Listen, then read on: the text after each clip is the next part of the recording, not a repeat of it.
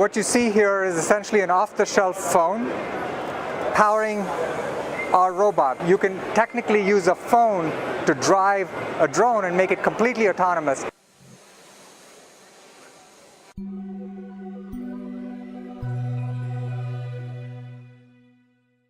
The thing that's remarkable about this is the first time that consumer-grade electronics, things that you and I can buy in a store, can actually be used to program something as sophisticated as an autonomous flying robot.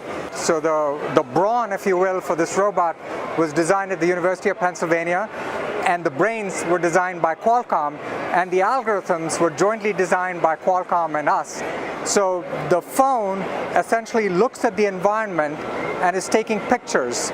And as it takes pictures, it triangulates off the features that it sees to get an estimate of where it is in the environment. A filter on the phone actually integrates information from these features and from an onboard IMU to determine its state in the environment 200 times a second. And that information is then used to compute control signals that are fed to the motors.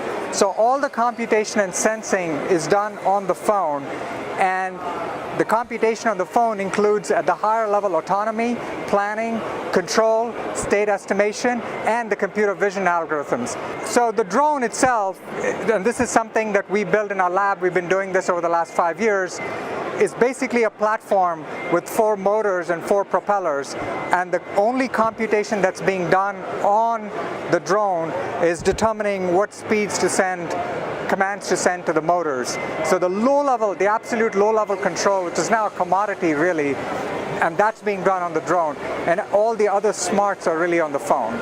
So remember, this robot is now looking at the scene in 3 dimensions, reasoning about that scene, and then determining where it is in this very complex scene. And you wouldn't be able to do that normally without some very, very sophisticated computation and sensing. And for the first time, we've shown that you can actually do it on an off-the-shelf phone, which, as you know, the price-to-performance ratio of these phones is dropping dramatically day by day. So this, I think, in my mind, bodes well for the community that's interested in autonomy and robotics.